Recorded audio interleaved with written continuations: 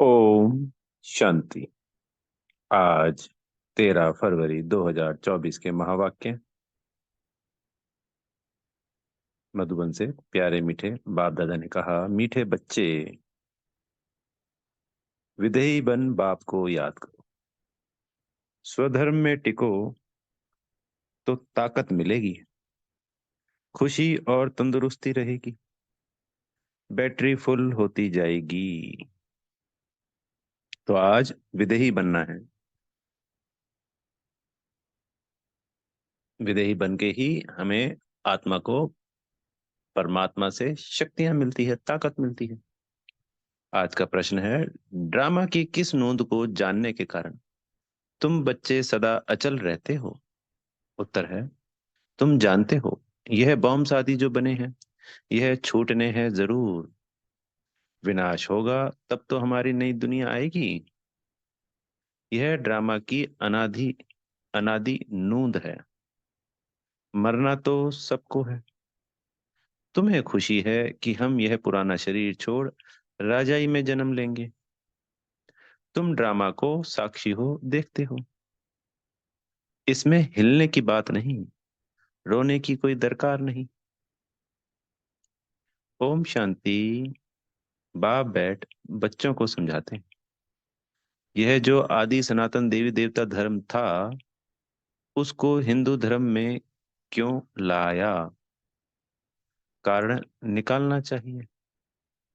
पहले तो आदि सनातन देवी देवता धर्म ही था। फिर जब विकारी हुए तो अपने को देवता कह ना सके, तो अपने को आदि सनातन देवी देवता के बदले आदि सनातन हिंदू कह दिया है। आदि सनातन अक्षर भी रखा है, सिर्फ देवता बदली कर हिंदू रख दिया है। उस समय इस्लामी आए तो उन बाहर वालों ने आकर हिंदू धर्म नाम रख दिया। पहले हिंदुस्तान नाम भी नहीं था। तो आदि सनातन हिंदू देवता धर्म वाले ही समझने चाहिए। वह अक्सर करके धर्मात्मा होते हैं। सभी सनातनी नहीं हैं जो पीछे आए हैं, उनको आदि सनातनी नहीं कहेंगे। हिंदुओं में भी पीछे आने वाले होंगे। आदि सनातन हिंदुओं को बताना चाहिए कि तुम्हारा आदि सनातन देवता धर्म था। तुम ही सतो प्रधान आदि सनातन थे, फिर पुनर्जन्म लेते लेते तमो प्रधान बने हो। अब फिर याद की यात्रा से सतो प्रधान बनो। उन्हों को यह दवाई अच्छी लगेगी। बाबा सर्जन है ना, जिन्हों को यह दवाई अच्छी लगती है उनको देनी चाहिए। जो आदि सनातन देवी देवता धर्म के थे, उन्हों को स्मृति दिलानी चाहिए, जैसे तुम बच्चों को स्मृति आई है। बाबा ने समझाया है कैसे तुम सतो प्रधान से तमो प्रधान बने हो। अब फिर तमो प्रधान से सतो प्रधान बनना है। तुम बच्चे सतो प्रधान बन रहे हो, याद की यात्रा से। जो आदि सनातन हिंदू होंगे, वही असुल देवी देवता होंगे, और वही देवताओं को पूजने वाले भी होंगे। तो जो हमारी आदि सनातन देवी देवता धर्म की आत्मा होगी, वही देवी देवताओं की पूजा ज्यादा करते हैं, वही ब्राह्मण बनेंगे, फिर से वही देवता बनेंगे। क्योंकि जो द्वापर और कलयुग में आत्माएं आई, वो तो आदि सनातन देवी देवता धर्म की थी ही नहीं। उनको ये बात भी समझ में नहीं आती है, तो वो आत्माएं निर्दोष है। उसमें भी जो शिव के या लक्ष्मी नारायण के, राधे कृष्ण के, सीताराम आदि देवताओं के भक्त हैं, वह देवता घराने के हैं।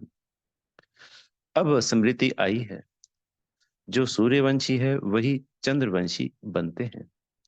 तो ऐसे ऐसे भक्तों को ढूंढना चाहिए। फॉर्म उनसे भराना है जो समझने लिए आते हैं। मुख्य सेंटर पर फॉर्म भराने के लिए जरूर होने चाहिए। जो भी आए उनको लेसन तो शुरू से देंगे। पहली मुख्य बात है, जो बाप को नहीं जानते तो उनको समझाना पड़ता है। तुम अपने बड़े बाप को नहीं जानते हो।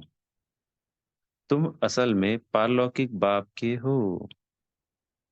यहाँ आकर लौकिक के बने हो। तुम अपने पारलौकिक बाप को भूल जाते हो। बेहद का बाप है ही स्वर्ग का रचयिता। वहां यह अनेक धर्म होते नहीं।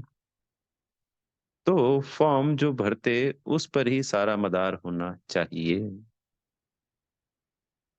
कोई बच्चे भल समझाते बहुत अच्छा है, परंतु योग है नहीं।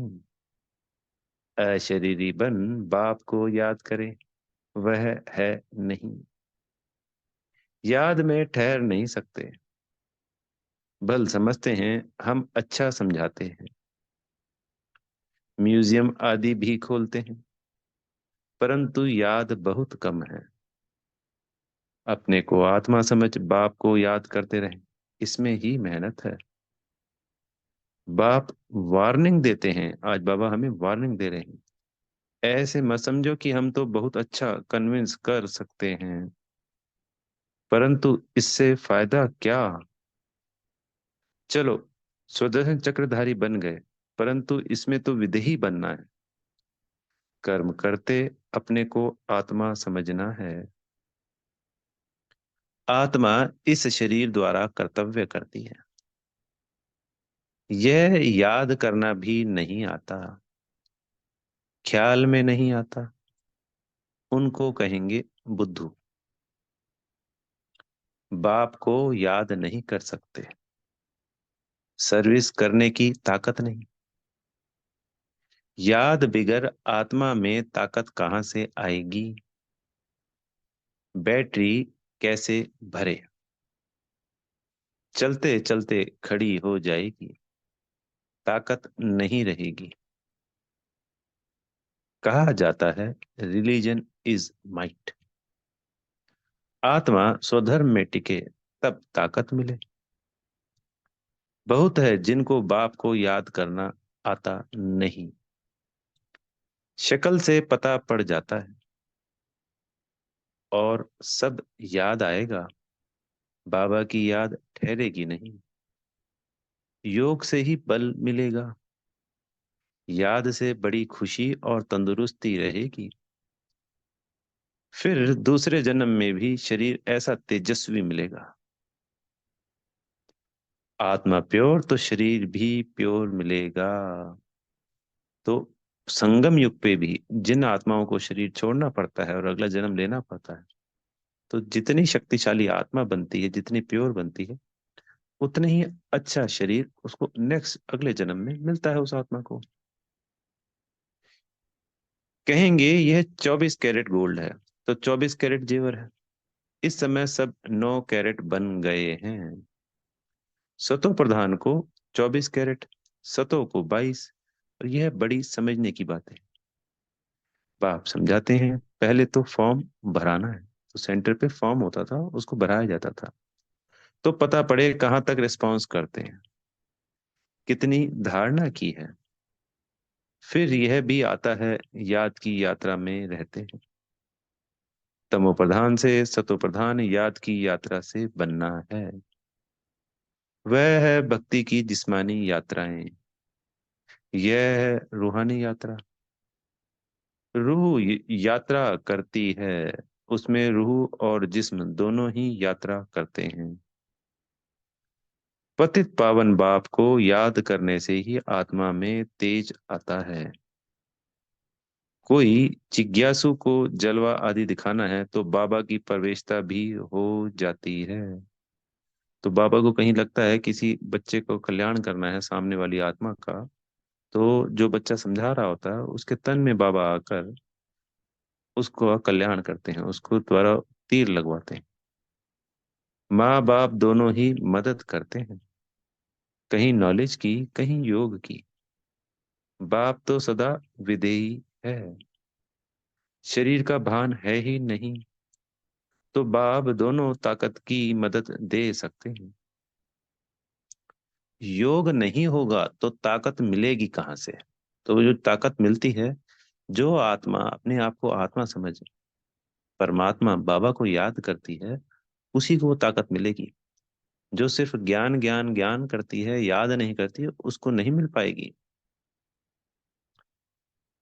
यह योगी है या ज्ञानी है, योग के लिए दिन प्रतिदिन नई नई बातें भी समझाते हैं। आगे थोड़ी यह समझ आते थे, अपने को आत्मा समझ बाप को याद करो। अब बाबा जोर से उठाते हैं, जिससे बहन भाई का संबंध भी हट जाए। तो पहले बाबा क्या कहते थे? बहन भाई देखिए, आप ब्रह्मा कुमार ब्रह्मा कुमारी हैं। पर अब बाबा क्या जोर देते हैं? नहीं, अपने को आत्मा देखिए, क्योंकि वहां पे भी क्रिमिनल आई हो जाती है। और जब आत्मा समझ के आत्मा देखेंगे, तब कभी कुछ नहीं होगा। सिर्फ भाई भाई की दृष्टि रह जाए। हम आत्मा भाई भाई हैं। यह बहुत ऊंची दृष्टि है। अंत तक यह पुरुषार्थ चलना है। जब सतो प्रधान बन जाएंगे, तब यह शरीर छोड़ देंगे। इसलिए जितना हो सके पुरुषार्थ को बढ़ाना है। बुड्ढों के लिए और ही सहज है। अब हमको वापस जरूर जाना है। जवानों को कभी ऐसे ख्यालात नहीं आएंगे। बुड्ढे वानप्रस्थी रहते हैं। समझा जाता है, अब वापस जाना है। तो यह सब ज्ञान की बातें समझनी है। झाड़ की वृद्धि भी होती रहती है। वृद्धि होते होते सारा झाड़ तैयार हो जाएगा। कांटों को बदलकर नया छोटा फूलों का झाड़ बनाना है। तो कौन, जो इस सारी संसार है वो कांटे हैं, और उसमें से छोटा सा झाड़ फूलों का निकलता है। ब्राह्मण यहाँ पे कुल, और फिर वहां पे आदि सनातन देवी देवता धर्म का नया बन, फिर पुराना होना है। पहले झाड़ छोटा होगा, फिर बढ़ता जाएगा। वृद्धि होते होते पिछाड़ी में कांटे बन जाते हैं। पहले होते हैं फूल, नाम ही है स्वर्ग। फिर बाद में वह खुशबू, वह ताकत नहीं रहती। कांटे में खुशबू नहीं होती। हल्के हल्के फूलों में भी खुशबू नहीं होती। बाप बागवान भी है तो खेवैया भी है। सबकी नाव पार करते हैं। नाव पार कैसे करते हैं, कहाँ ले जाते हैं? यह भी जो सियाने बच्चे हैं वह समझ सकते हैं। जो समझते नहीं, वह पुरुषार्थ भी नहीं करते। नंबरवार तो होते हैं ना। कोई कोई एरोप्लेन तो आवाज से भी तीखा जाता है। तो संसार में ऐसे एरोप्लेन हैं जो आवाज की गति से भी तेज जाते हैं। तो ऐसी बाबा कहना चाह रहे हैं, जो बच्चे समझेंगे वो आगे तीखे जाएंगे, रॉकेट की तरह। और जो समझेगा ही नहीं, तो फिर वो तो जैसे चल रहा है वैसे चलेगा, पैदल पैदल। आत्मा कैसे भागती है, यह भी किसको पता नहीं है। आत्मा तो रॉकेट से भी तीखी जाती है। आत्मा जैसी तीखी और कोई चीज होती नहीं। उन रॉकेट आदि में ऐसी कोई चीज डालते हैं जो जल्दी उड़ा ले जाते हैं। विनाश के लिए कितना बारूद आदि तैयार करते हैं। स्टीमर एरोप्लेन में भी बॉम्ब्स ले जाते हैं। आजकल पूरी तैयारी रखते हैं। अखबारों में लिखते हैं, ऐसे नहीं कह सकते कि बॉम्ब्स काम में नहीं लाएंगे। हो सकता है बॉम्ब्स चला दे, ऐसे कहते रहते हैं। यह सब तैयारियां हो रही हैं। विनाश तो जरूर होना है। बॉम्ब्स ना छूटे, विनाश ना हो, ऐसा हो नहीं सकता। तुम्हारे लिए नई दुनिया जरूर चाहिए। यह ड्रामा में नूंद है, इसलिए तुमको बहुत खुशी होनी चाहिए। मिरुआ मौत मुलुक का शिकार। ड्रामा अनुसार सबको मरना ही है। तुम बच्चों को ड्रामा का ज्ञान होने के कारण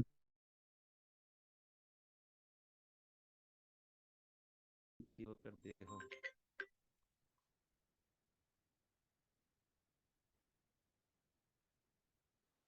रोने आदि की दरकार नहीं। समय पर शरीर तो छोड़ना ही होता है।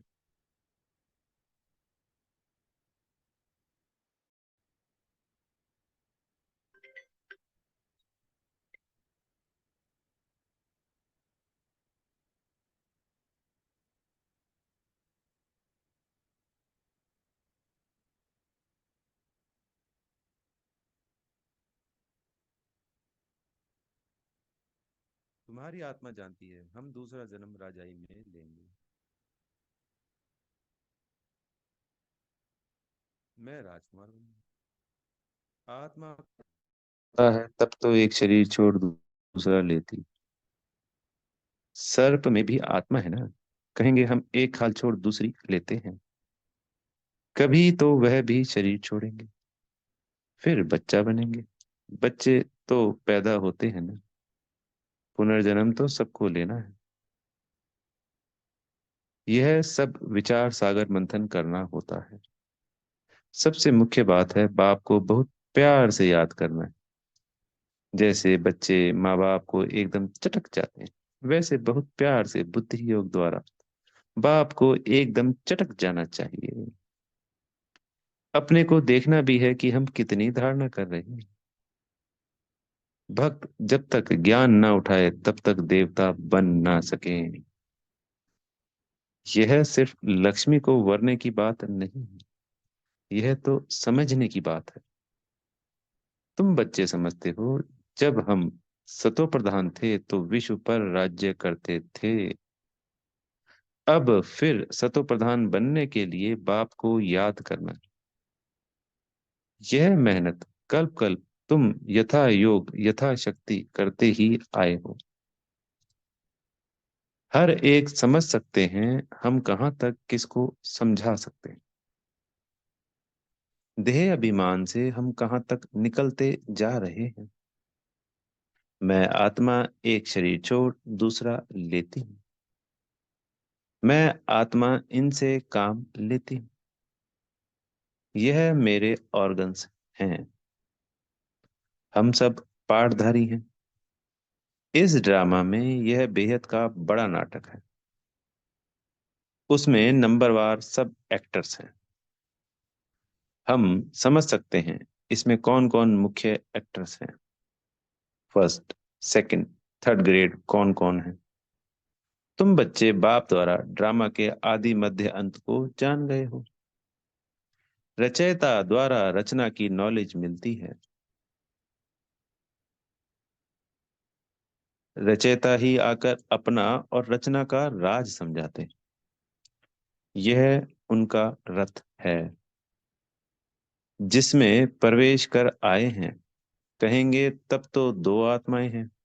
यह भी कॉमन बात है। पितर खिलाते हैं तो आत्मा आती है ना। आगे बहुत आते थे, उनसे पूछते थे। अभी तो तमो प्रधान हो गए हैं। कोई कोई अब भी बतलाते हैं। हम आगे जन्म में फलाना था। फ्यूचर का कोई नहीं बताते, पिछाड़ी का सुनाते हैं। सब पर तो कोई विश्वास नहीं करते। बाबा कहते, मीठे बच्चे अब तुमको शांत में रहना है। तुम जितना जितना ज्ञान योग में मजबूत होंगे तो फिर पक्के सॉलिड हो जाएंगे। अभी तो बहुत बच्चे भोले हैं। भारतवासी देवी देवताएं कितने सॉलिड थे, धन से भी भरपूर थे। अभी तो खाली हैं। वह सॉल्वेंट, तुम इनसॉल्वेंट। तुम खुद भी जानते हो भारत क्या था, अब क्या है। भूख मरना ही पड़ेगा। अनाज पानी आदि कुछ नहीं मिलेगा। कहाँ बाढ़ होती रहेगी तो कहाँ पानी की बूंद भी नहीं होगी। इस समय दुख के बादल हैं, सत्युग में सुख के बादल हैं। इस खेल को तुम बच्चों ने ही समझा है, और किसको भी पता नहीं। बैच पर भी समझाना बहुत अच्छा है। वह लौकिक हद का बाप, यह पारलौकिक बेहद का बाप। यह बाप एक ही बार संगम पर बेहद का वर्षा देते हैं। नई दुनिया बन जाती है, यह है आयरन एज, फिर गोल्डन एज जरूर बननी है। तुम अभी संगम पर हो, दिल साफ मुराद हासिल। रोज अपने से पूछो, खराब काम तो नहीं किया। किसके लिए अंदर विकारी ख्यालात तो नहीं आए। अपनी मस्ती में मस्त रहे, या झरमुई झगमुई में टाइम गवाया। बाप का फरमान है, माँ में कम याद करो, यानी एक सिर्फ मुझे ही याद करो। अगर याद नहीं करते तो ना फरमान बरदार हो जाते हो। अच्छा, मीठे मीठे सिकी लदे बच्चों प्रति माता पिता बाप दादा का याद प्यार और गुड मॉर्निंग। रूहानी बाप की रूहानी बच्चों को नमस्ते।